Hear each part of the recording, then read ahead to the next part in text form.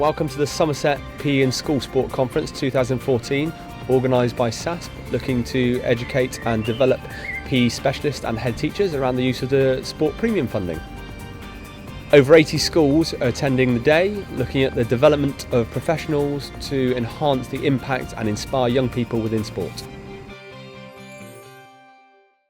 I've been asked to come here today to deliver 2 workshops to primary colleagues on how PE and school sport can be used to develop whole school priorities and raise school standards.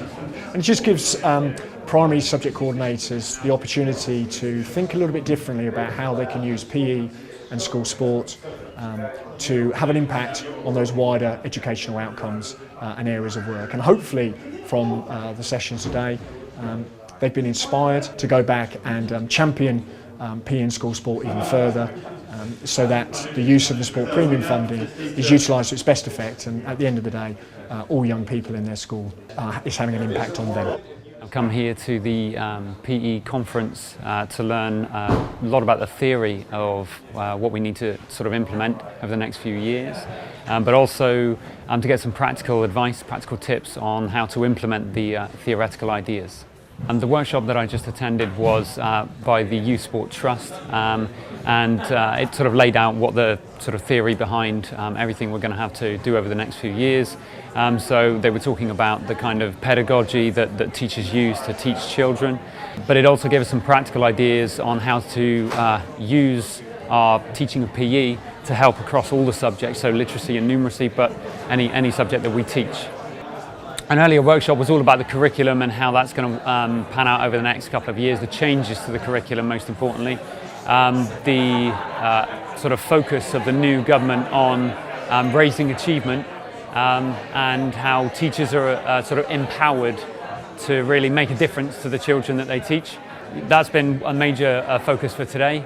Later on though, what I'm looking forward to is really putting some of those ideas into practice with some skilled PE teachers, and really seeing how those ideas, what they actually look like, and how I might take that back to my classroom and my children.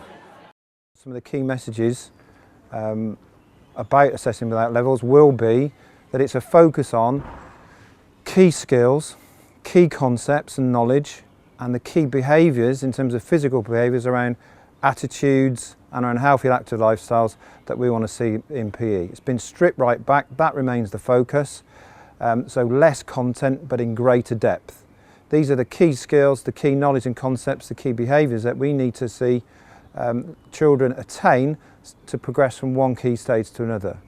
So for example, in key stage 1, if we just look at skills, it's a focus on fundamental movement skills that learners need to progress to key stage 2. In key stage 2, those fundamental movement skills are developed in isolation and in combination, and when those are in place, then in key stage 3, then sport-specific techniques as part of those skills can be developed. At each stage, if those fundamental movement skills aren't in place, or the skills developed in isolation and in combination aren't in place, children will start falling behind in terms of their performances on a range of activities. So it's a focus on this. There's no activity areas anymore.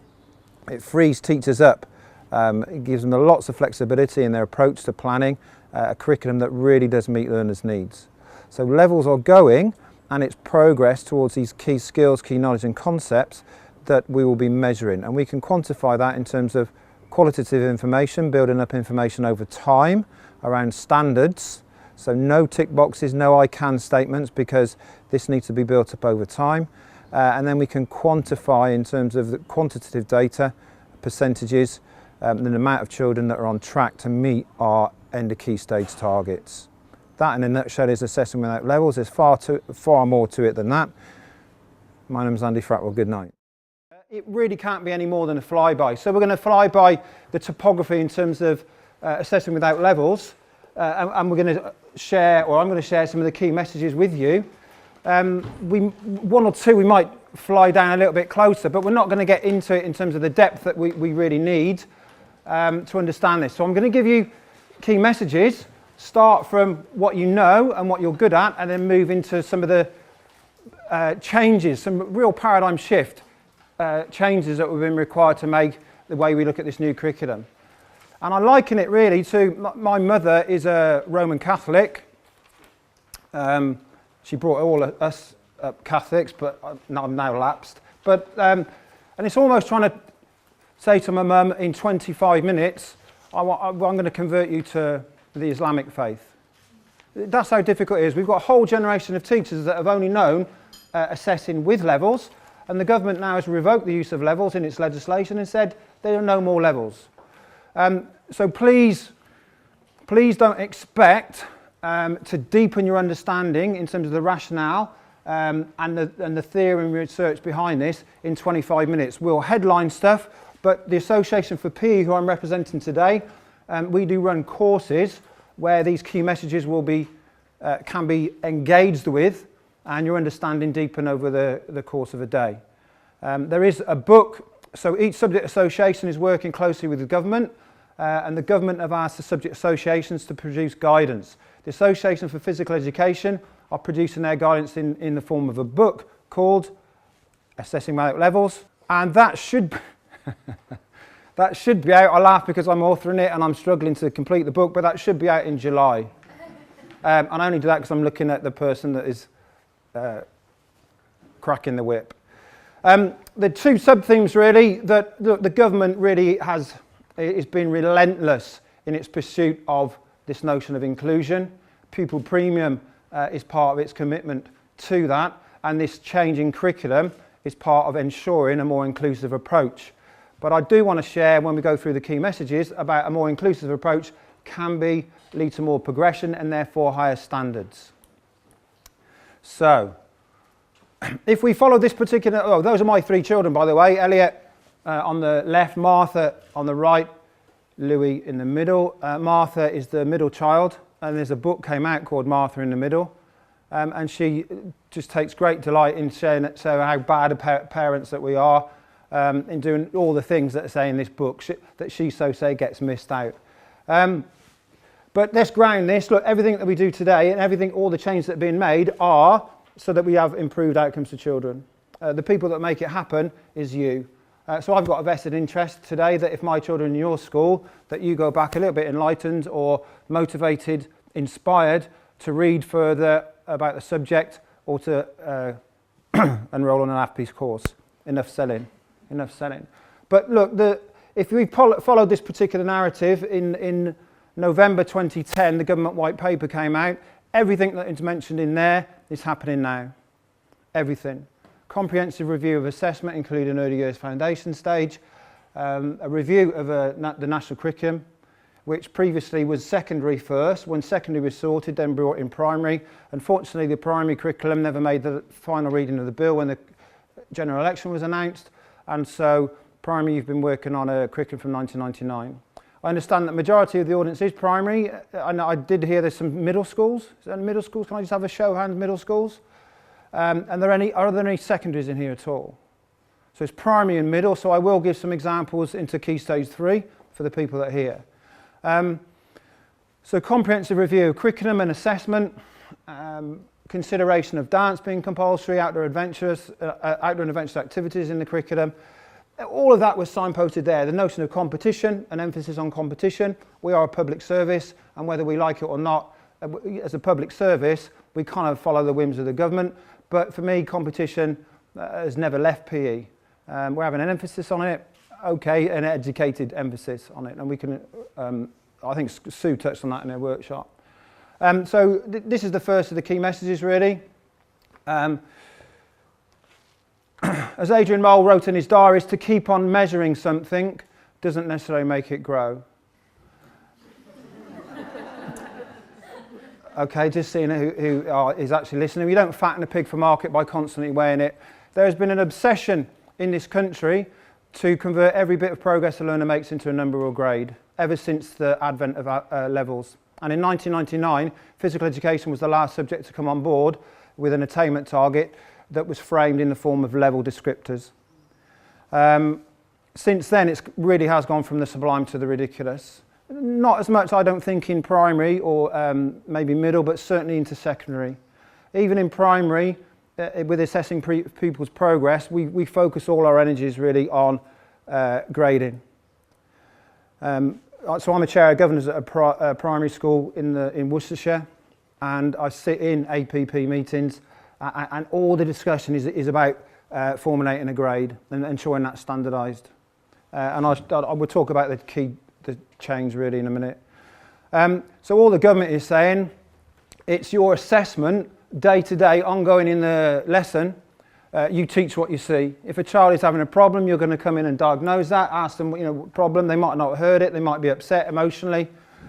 We teach SEAL in primary schools because we understand the importance of that.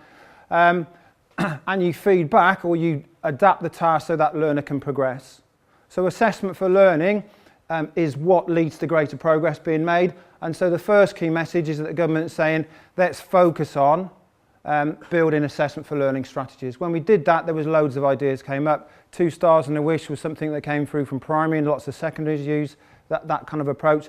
Little anecdotes really that promote an assessment for learning practice. So that's the first key message. Let's re-emphasise the learning function of assessment, de-emphasise the grading function.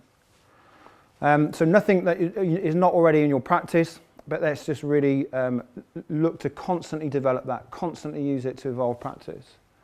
So key message 2, the government is saying, and rightly so, there is a link between curriculum and assessment. And I've used that cartoon to illustrate that fact. So if the tree is the curriculum, and that is our curriculum offer in our schools, then it's clear to see that it doesn't meet the needs of all our learners. So how can we engage the goldfish? How can we change the curriculum so it meets that learner's needs? So it illustrates the concept, but that curriculum also needs to be continuous and coherent. So I can go into schools and I can see a year 3 teacher takes their curriculum program, a year 4 teacher takes their own curriculum program, 5 and 6, and actually there's been no kind of coherence in, they're doing basketball because they like basketball, someone else will do football, and there's not been any thought to that curriculum coherence progression. Sue touched on that a little bit in her workshop. So your assessment information about how learners do should lead to your curriculum evolving. So assessment is a key driver for evolving your curriculum. In secondary, so if we look at GCSE for example, why does 70% of learners get entered for rounders? Because it's easier. So there is a link between curriculum and the curriculum content and how it's presented and assessment in terms of learners' progress. The third message, the key message, is that your assessment of learners' progress and the amount of progress they make gives you feedback on how effective your teaching has been. And we only need to look at the Ofsted framework to understand why that's important, because achievement, which is defined by Ofsted as progress and attainment, achievement equals progress and attainment given your context. The grade you get for that on Ofsted, 9 times out of 10 you will not get a higher grade for teaching.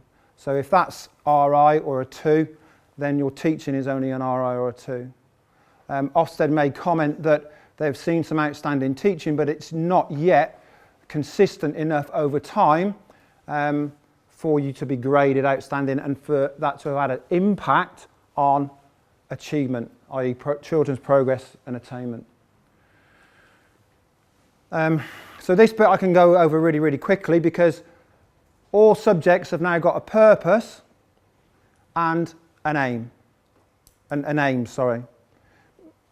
Prior to this, since 1988, the Education Reform Act, subjects have not had purposes and aims. If you go back and look at the programmes of study, there's no purpose for PE, there's no purpose for English, there's no purpose for geography, there's no aims of subjects. There's aims of a national curriculum, but the subject matter content has sometimes kind of been lost. And I'll come back to that. So our gold medal aim now in terms of learners being more competent in terms of their skills, being more physically active, competitive. The result of that, the gold medal aim really is that they engage in healthy active lifestyles, and we plant that seed early on.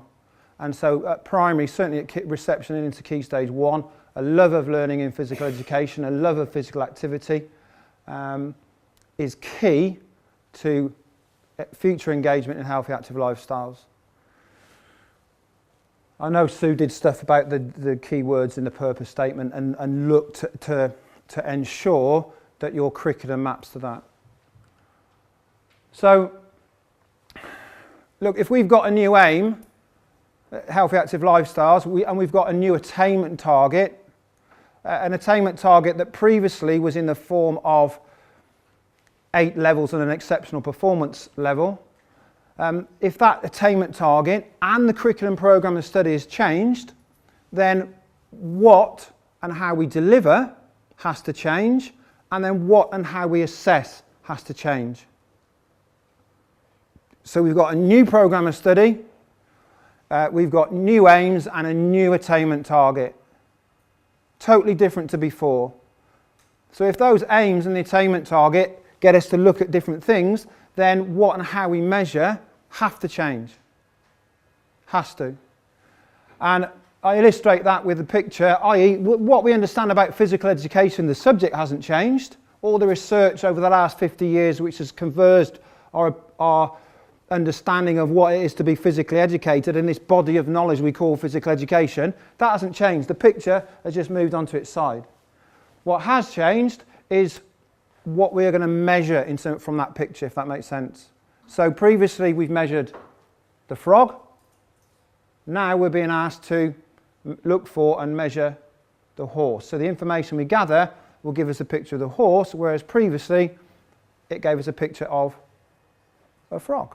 Has everyone seen the horse? If we're not seeing the horse, we've got a problem already. So we're looking at physical education in a different way. The attainment target for physical education means that we're going to, the sampled evidence from that picture is different to what we've been looking at before. Therefore, that has implications for practice. If we look at, let's just compare and contrast the previous curriculum and this curriculum, and some of these have implications for how we look, how we plan, and the freedoms and the opportunity that we've got to provide a curriculum that really does meet learners' needs. Then the key thing, and Sue alluded to this in her workshop, is we've got no areas of activity. No areas of activity. Straight away that frees us up, and I'll mention more a little bit later, we don't have to think of it as 6 weeks of games, 6 weeks of gym, 6 weeks of dance, for example. It frees us up in terms of activities that we set up to meet learners' needs. I'll explain a little bit more. There's brackets and such as when you look at the actual curriculum document, it does mention activities, but there's no compulsion to follow those activities unless it mentions it in the actual programme of study. So if it's in a bracket or if it says such as, it's just an example. The expert panel that was set up to review the curriculum, led by a guy called Professor Tim Oates, in December 2011, recommended that levels be removed. One of the things they mentioned about when they talked about assessment was that they felt there was a disconnect between the programme of study, that which is to be taught, and the attainment target, the level descriptors, that which is to be assessed. So if you look in your 1999 document, there's the programme of study, flip over about 20 pages, oh and by the way, here's your level descriptors. What people started doing was, if you go and ask schools, are you teaching this? Some of them hadn't really looked at the programme of study because they'd started looking just at the levels. I'm not saying that's your practice, but Ofsted reported that assessment didn't sufficiently inform learning and teaching. When Ofsted report in a summary paper, a summary report, that that schools aren't doing this or it's a problem, it's because a majority aren't. So if a majority are, it reports positives. If a majority aren't, it will report negatives. Okay, it has to be a majority of schools for Ofsted to report it. So I'm not saying that's the practice here, but the majority of practice wasn't using assessment information appropriately, and there was a disconnect between the programme of study, that which is to be taught, and what we assessed. So the recommendation was that levels go, and we'll explain more in a minute, and also that the programme of study was integral to the attainment target was integral to the programme of study, and that's how it's set out now. Gove responded in June 2012 to say, I agree with the expert panel, levels will be removed and they will not be replaced. Quote. Okay. I was lucky enough, I've been in Kosovo from January to March, where I've been designing their PE curriculum for the country, and I chaired a meeting of 11 European Union member states at the European Union buildings in Pristina in Kosovo, where we talked about assessment. You know, in the first 5 minutes it became apparent that the rest of Europe look at us and kind of say, what are you doing? What are you doing with levels? No other country in the world uses levels, and if there's any similarities, no other country in the world uses levels with the obsession that we've used levels. Not only do they wonder what we're doing, they're saying to me around the table, you test too much. You test too much. One of the things I did learn, and it was great CPD for me, was that Finland, and what the government is clear to pronounce to people, is that they have learnt from the best performing jurisdictions in the world. And Finland was one of those that we copied, certainly not for the school starting age, because they start about 6 or 7, and we start but certainly for this inclusive approach. Finland in the 80s used to be bottom of the World League tables. They're now constantly in the top 3 or 4, and they used to be in the bottom of the league tables in terms of, well, top, but top in the league tables for deaths due to heart disease, coronary heart disease. All of those they've turned around in terms of the health of the nation and the education of the nation. But they did it with an inclusive approach. And this is what we copied in terms of the way the curriculum has developed and the way assessment is going. I.e., how do we ensure the curriculum does not privilege some and exclude others? It was a key question they asked, and we discussed this around the table when we were looking at assessment and curriculum for Kosovo. And that was the answer, that you pare down the curriculum. It doesn't become content and coverage. It becomes, in terms of all the subjects when they're stripped back, the essential learning that is needed in that subject to progress. So in a physical education context, the key knowledge and concepts, the key skills, and the key physical education behaviours. And what I mean by that is the attitudes to physical education and the healthy active lifestyles in terms of behaviours in that respect.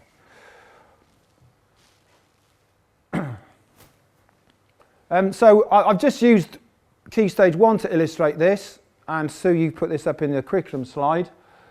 But that is what we call the attainment target, or the end of Key Stage statement, and the bullet points in the programme of study integrated. And where we are going with this in terms of framing it is saying that the 3 grand learning theories, which you'll have done on your teacher training courses, are just going to frame this for us. So what we call the cognitive domain, the affective domain, and the psychomotor domain. The way we think about PE, the way we feel about PE and how that links to our actions, and what we do in PE, head, heart, hands. I can't go any deeper than that. There's loads more that give you insight, but that all we've done, if you think about it, is created an assessment matrix. An assessment matrix. So the government, in a document they brought out about principles of assessment, one of the things talks about how you look at qualitative measures and quantitative measures. And when you look at it in that way and read some of the statements, then it becomes easy to see about how, in terms of people's doing, we can build up a picture over time about, for example, on the left-hand side there, children's fundamental movement skills. And then we can quantify that in terms of saying, okay, 80% of learners at the end of Key Stage 1 have achieved mastery in terms of the fundamental movement skills. And that is a totally way, and when we progress to that, and I'll share that in a second, when we progress to that, it's a totally different way of looking at learning and looking at what we call standards, so that we don't get an I can statement approach or a tick box approach to learning. So these are standards.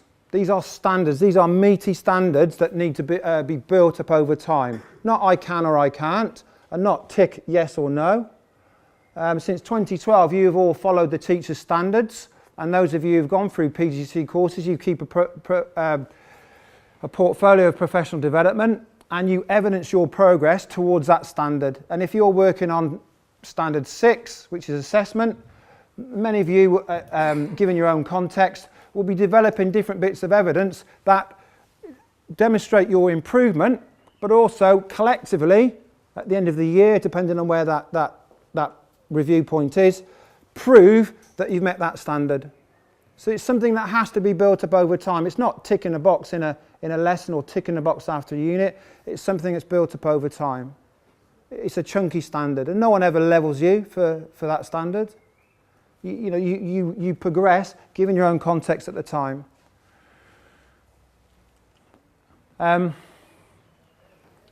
I'm going to do, so because, quick couple of examples, because this notion of activities have gone, we can really focus on, and the example we started with is the fundamental movement skills, key skills, but don't forget key knowledge and concepts and key behaviours in terms of attitudes, healthy active lifestyles we want to see. It opens up our minds to a curriculum approach. So if you've been reading that slide as I've been talking, then it's clear to see that we can develop fundamental movement skills through creative play, through add some music. We can develop those fundamental movement skills by adding small apparatus. It doesn't have to be dance for 6 weeks, then gym for 6 weeks, and then games for 6 weeks. And I think what government is saying, I don't think what government is saying, I know what they're saying, is that this essential knowledge and concepts, these essential skills need to be focused on. So you can build and enrich around that how you want, but understand that this is required for learners to progress to the next stage. And it frees up our mind in the way we can look at curriculum planning.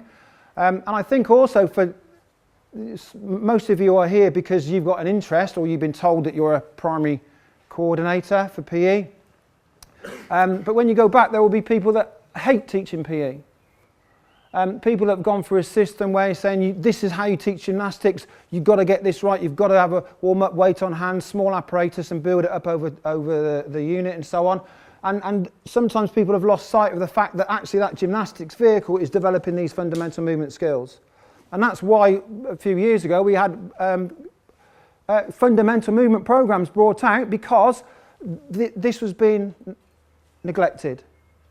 If you track it through, at Key Stage 2, these fundamental movement skills are then developed in isolation and combination, you'll read, and then in Key Stage 3 for the middle schools that are here, that then more sport-specific skills are developed. If children haven't got these fundamental movement skills, they cannot be developed in isolation and in combination. They cannot be, in terms of those being the skill learning years, they cannot be developed in terms of more sport-specific skills. A classic example of that is if anyone in middle school has looked to teach triple jump, some children in 5 minutes pattern that movement straight away, hop, step, jump. Other children haven't even got it by the end of the lesson. Why? Because their fundamental movement skills aren't in place. They haven't developed those in isolation and combination. So when we develop sport-specific skills, hop, step and jump, it becomes difficult for them because those movements haven't been developed lower down. So we focus on skills, yes, but then there's the concepts and then the behaviours we expect to see. It's all there in the curriculum for us. That's how we're framing it in terms of the guidance in the book that will come out. There'll be more to it than that. There's lots of other nuances in there that I need to move on. So key message 6 of 7 is that, look, if we are removing levels from a system, that everything works from these levels, the whole system has to change.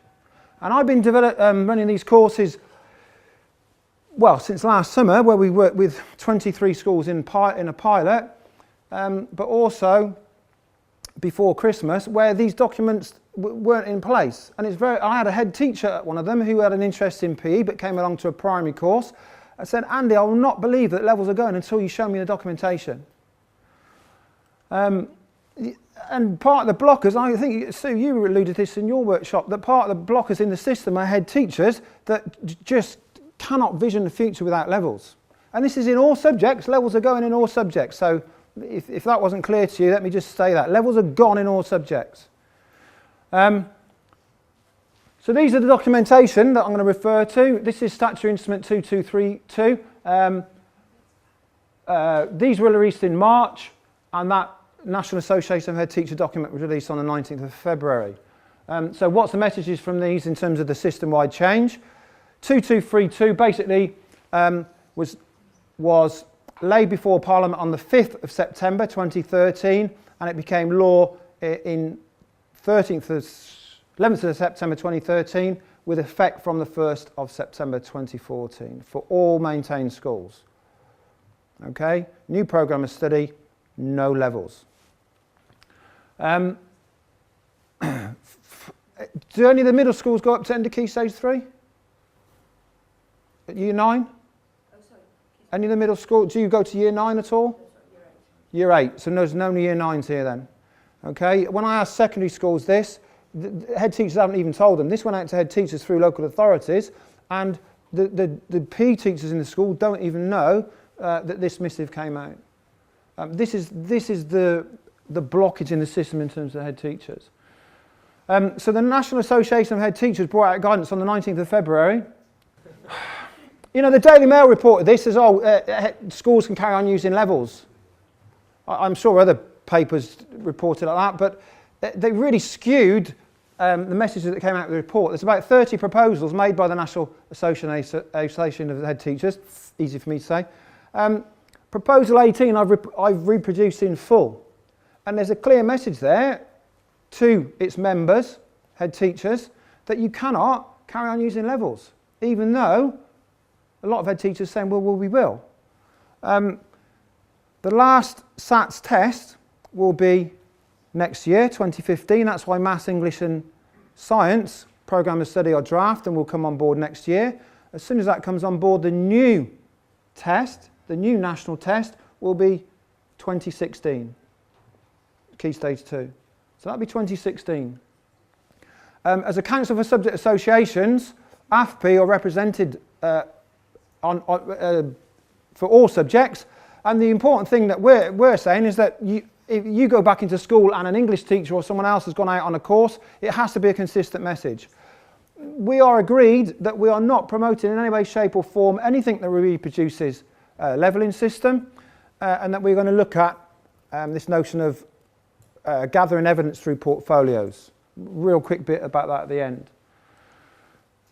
So what does it mean in the system? I don't kind of normally read exactly off the slides. I hate it when people present to me and they read everything off the slide, but I kind of will now, but I'll do it from memory. Look, what does it mean? Well, if levels have gone, it means that the DFE will no longer use levels to measure school performance in terms of the league tables. What does it mean in terms of Ofsted then? It means that because levels have been removed from the system, Ofsted will no longer come in and look for 2 levels of progress between Key Stage 1 and 2, and 3 levels of progress between Key Stage 2 and 4.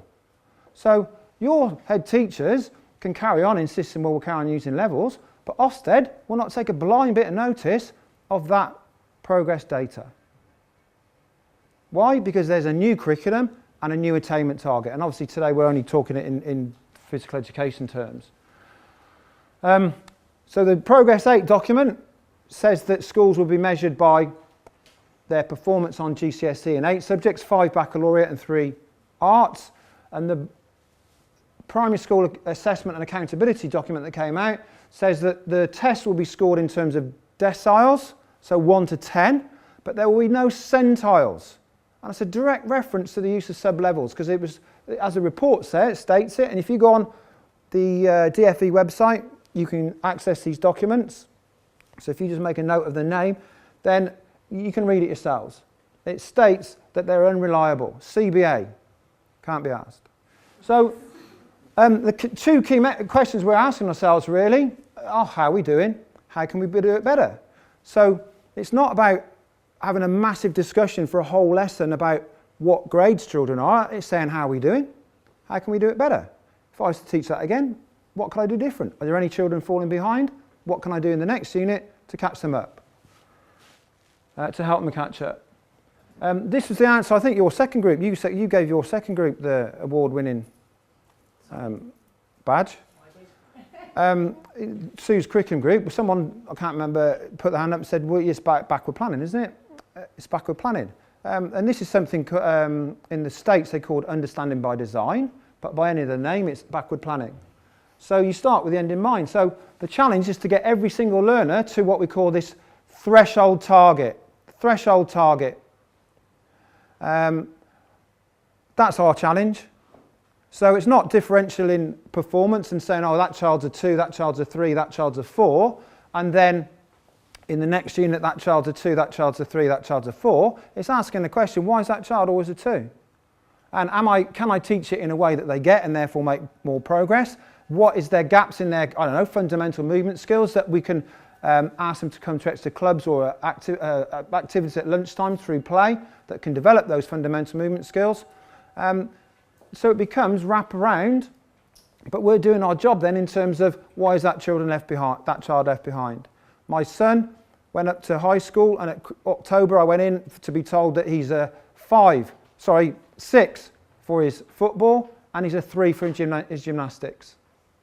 But in year 5 at primary school, he fell and broke his back. It was a banana falling down, and it's a compression injury, 4th lumbar vertebrae, and he missed his whole PE sport for 14 months, Elliot, 14 months. So rest of year 5 and into year 6. But when he's gone into high school, he's not a bad footballer. He plays it Saturday and Sunday, trains in the week. He's caught up and gone past many of his peers. Why? Because he's had the opportunity to. The opportunity. He's missed 2 years, 2 blocks of gymnastics. 2 blocks of gymnastics. It's not an FSM, economically disadvantaged gap in PE, because we as a family aren't economically disadvantaged. It's a practice gap, isn't it? It's an opportunity gap. And if you provide the opportunity and time for children to practice, we know, given everything we know about childhood growth and development, that children will make progress. If they have the fundamental movement skills in isolation and combination and then in sports specific and so on, they will make this expected progress. So the idea is that we need to change the way we look at PE. We need to change our understanding of childhood growth and development. Everything we know about childhood growth and development means that they will go through these stages, but they may progress through those stages at different rates. The idea is, though, at certain junctures, children will be here, and that's your challenge. Unless children are special educational needs or disabled, they will progress like that. So the illustration of that really, really quickly is between 10 months and 14 months, most textbooks say children will walk. Now you can provide loads of opportunity and get them to walk earlier than that. My children did. If you strap them in a wheelchair, if you strap them in a pushchair and you're in a high-rise block and they never come out of that pushchair, they will still walk, nature nurture, but it will be later than 14 months. The bell curve suggests that the majority of children will walk between 10 and 14 months. You can speed up that rate of progress, but there's a certain finite limit to that, i.e. they will not walk at 1 month. Nature nurture.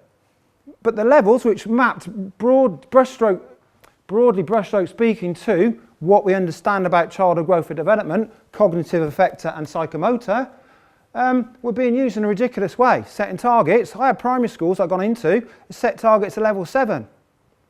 They say, oh yeah, level 7 is our target. Absolutely ridiculous. There's no way in this world those children are going to be physically matured enough to be able to hit some of the level 7 stuff. It's just got silly, our use of levels.